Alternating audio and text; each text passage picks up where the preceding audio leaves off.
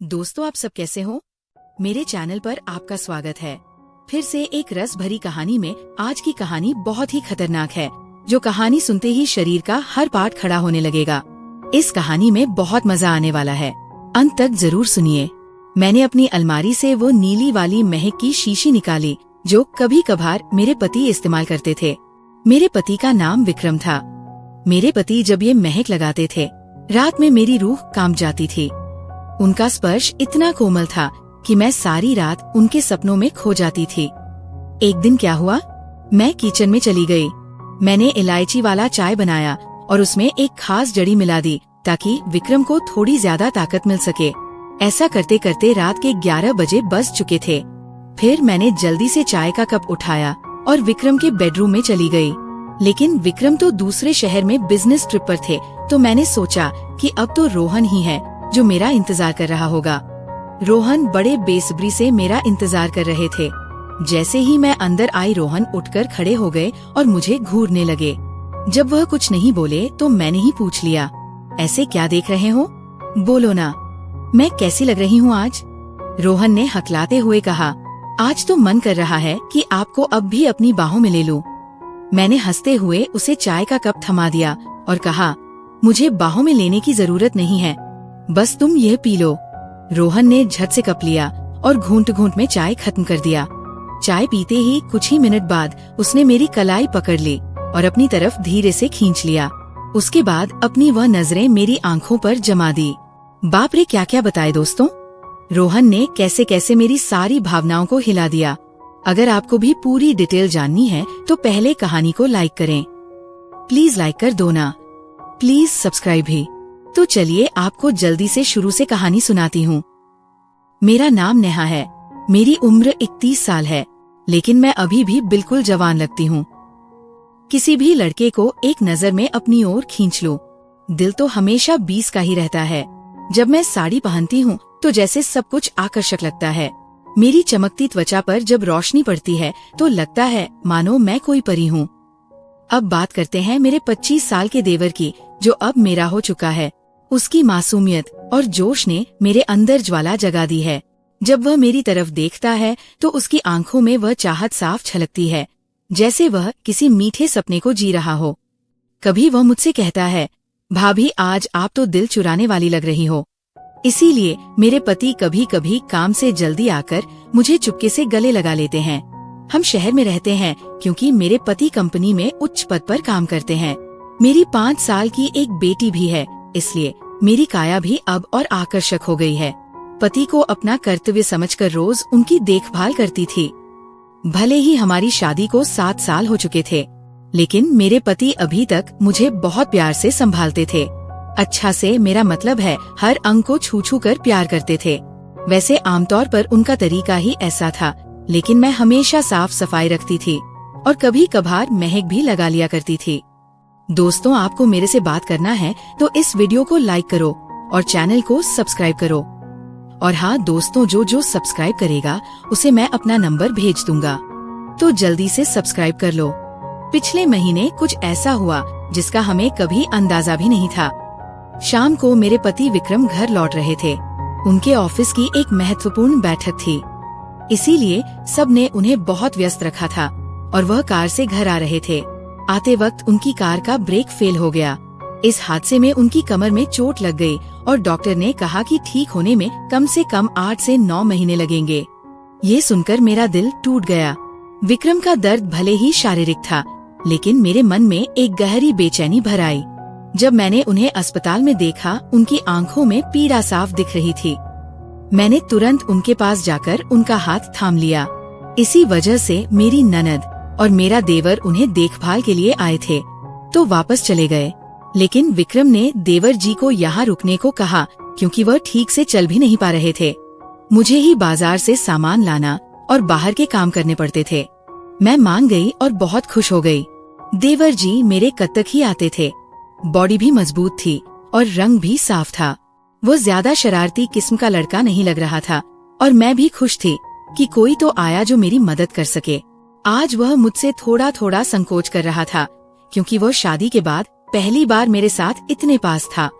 रात को जब मैं विक्रम को दवा दे रही थी तब मेरा देवर भी हमारे पास बैठा था और फिर अपने कमरे में जाकर समय पर सो गया था। विक्रम के चेहरे पर थोड़ी राहत की लकीर थी, लेकिन वो अभी भी दर्द में था। तभी मेरी सारी भावनाएं बाहर निकल आई। मैंने विक्रम के पास बैठकर कहा, वो भी क्या दिन थे जब आप रोज मुझे छूते और अपनी गर्माहट से भर देते थे। विक्रम ये सुनकर हल्के से हंसने लगे। क्या हो गया मेरी जान, आज तो पूरी रोमांचित लग रही हो। मैंने कहा, नहीं जी, आपको तो मजाक सूझ रहा है और इधर मेरी हालत खराब है। सच बताओ तो इसने मेरा बुरा हाल कर रखा है। मेरे पति बोले, मैं तुम्हारा दर्द समझता हूँ नेहा, मेरा भी बहुत मन करता है, लेकिन क्या करूँ, मैं तो ठीक से हिल भी नहीं सकता। बस थोड़े दिन और सब्र कर लो, फिर देखना मैं इस तुम्हारे फूल का क्या हाल करता हूँ। तभी मैंने कहा, थोड़े दिन नहीं, पूरे 9 महीने बाकी है ठीक होने में, और मेरा तो 1 महीने में ही ये हाल हो गया। पता नहीं आगे के दिन कैसे बीतेंगे। मेरे पति मेरी उदासी मिटाने के लिए बोले, चलो और नहीं तो कम से कम चाय ही पिला दो, डॉक्टर ने भी कहा है। तभी मैंने हंसते हुए कहा, आपके नसीब में तो वो भी नहीं है, क्योंकि आपकी बिटिया ने पी लिया है। हम दोनों जोर जोर से हंसने लगे। मेरे पति मुझे खुश रखने की पूरी कोशिश करते थे, लेकिन मैं क्या करूं? सब बेकार था। थोड़ी देर बाद विक्रम सो गया, क्योंकि उनकी दवाइयों में नींद की गोलियां भी थी, लेकिन मुझे नींद कहाँ आ रही थी। इसीलिए मैं खड़ी होकर देवर जी को देखने चली गई कि वह सोया है या नहीं, लेकिन वह अब पीवी तक जाग रहा था और मोबाइल देख रहा था। मैंने उसके कमरे में जाकर कहा, हुआ रोहन, 12 बजे बज चुके हैं और तुम अभी तक नहीं सोए, लगता है तुम्हारे मन नहीं लग रहा है। वो उठकर बैठ गया और बोला, नहीं भाभी, ऐसी बात नहीं है, बस यूं ही फोन देखते देर हो गई। फिर उसने पूछा, भाभी आप भी तो नहीं सोई? मैंने कहा, मुझे तो आजकल नींद ही नहीं आती। रोहन ने पूछा, क्यों, क्या बात हो गई? मैंने हंसते हुए कहा, नहीं, वह मैं तुम्हें नहीं बता सकती। जब तुम्हारी शादी होगी तो तुम्हें खुद ही पता चल जाएगा। मेरे मुंह से ऐसा सुनते ही रोहन ने अपनी नजरें नीचे कर ली और अंदर ही अंदर मुस्कुराने लगा। तभी मैंने कहा, अरे तुम तो इतनी सी बात पर शर्मा गए। अच्छा बताओ, अभी तक कोई लड़की पसंद की है या नहीं? रोहन कुछ नहीं बोला, उसे अभी भी संकोच था। तभी मैंने उसका हाथ पकड़ा और कहा, अरे पागल, अपनी भाभी से इतना मत शर्माओ। वो धीरे से बोला, भाभी सच बताओ तो ऐसी बातें मैंने अभी तक अपने दोस्तों से भी नहीं की हैं। मैंने कहा, अच्छा तुम मुझे अपना दोस्त ही समझ लो ना, क्योंकि मुझे ऐसी बातें करने में बहुत मजा आता है।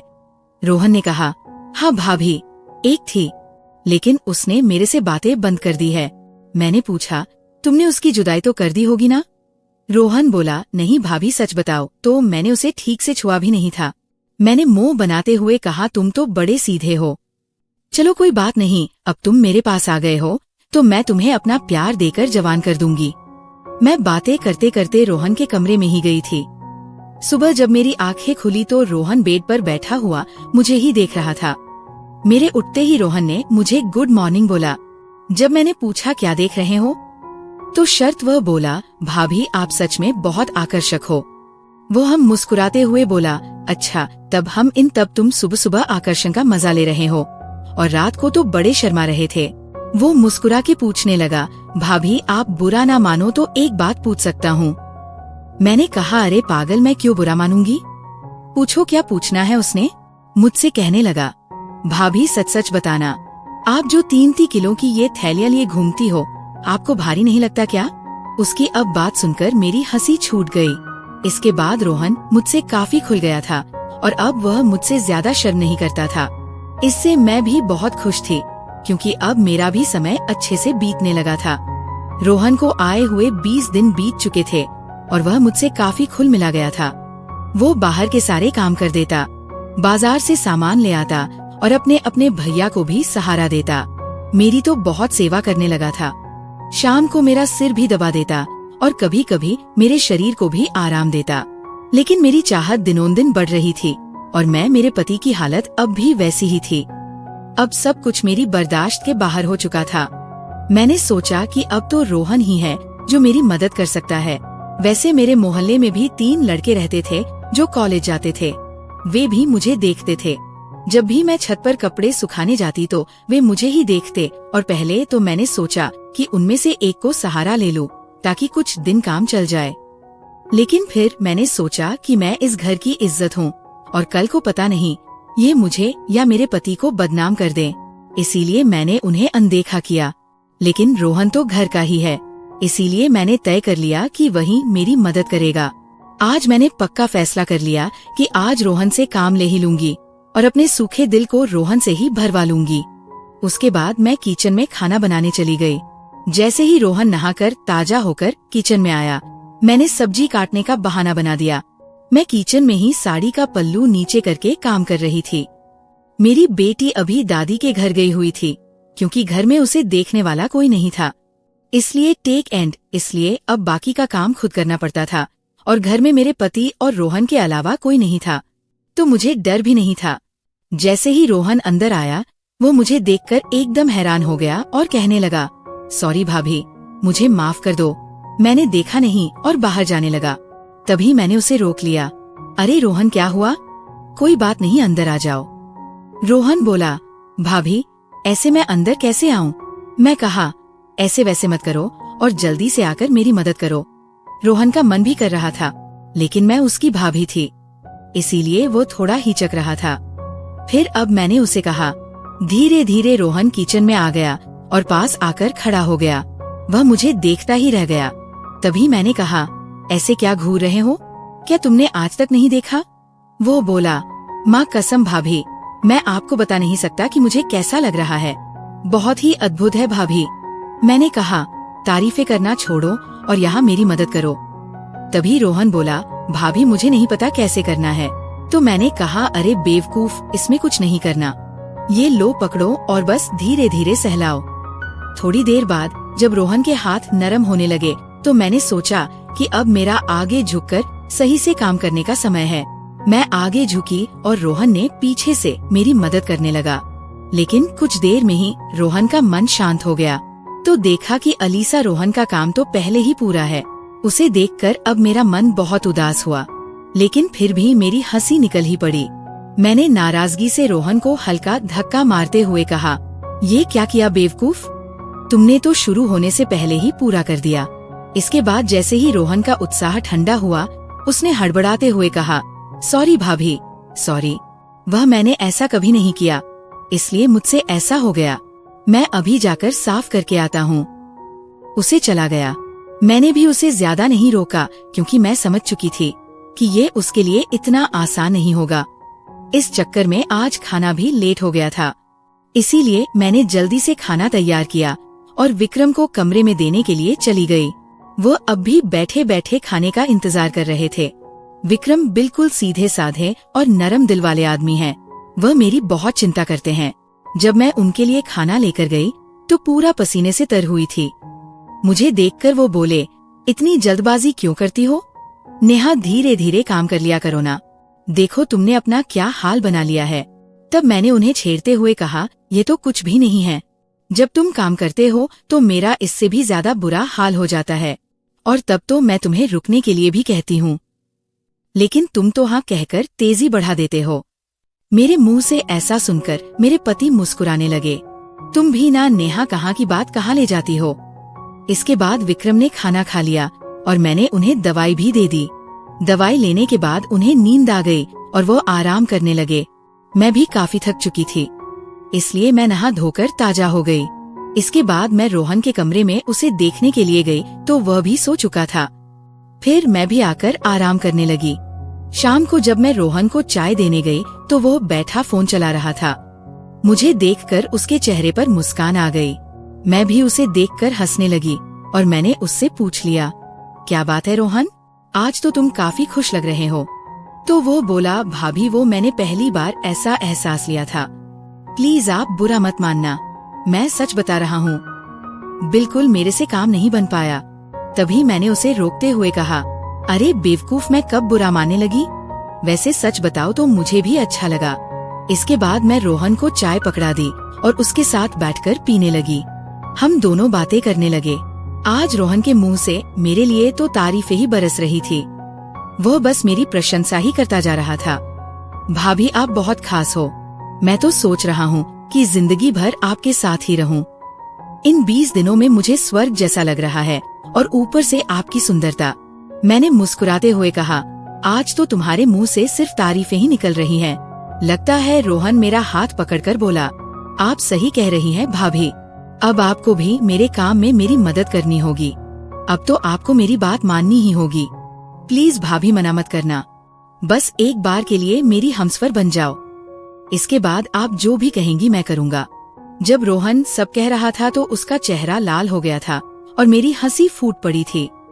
मैंने उसके सर पर हाथ फेरते हुए कहा, अरे पगले, इतना गंभीर क्यों हो रहे हो? बताओ, मैंने तुम्हें कभी किसी चीज के लिए मना किया है? वैसे भी अब तुम्हारे भैया तो वैसा भी मेरे काम में मेरी मदद नहीं कर पाते हैं, और तुम इतना शर्माओ मत। अगर इतना शर्माओगे तो कैसे चलेगा? चलेगा। इतना कहने के बाद मैं बोली, आगे से अब तुम्हारे साथ ही सोऊंगी, बस तुम मेरा ख्याल अच्छे से रखना। दोस्तों, कैसी लगी आपको रस भरी कहानी? अगर अच्छी लगी हो तो कमेंट में जरूर बताएं और साथ ही साथ इस चैनल को भी सब्सक्राइब कर दें, ताकि मैं इससे भी और जबरदस्त कहानियां आपके साथ शेयर कर सकूं। और प्लीज लाइक करना नहीं भूलना। आप सब जानो। धन्यवाद। वेट करें इसके आगे वाले पार्ट।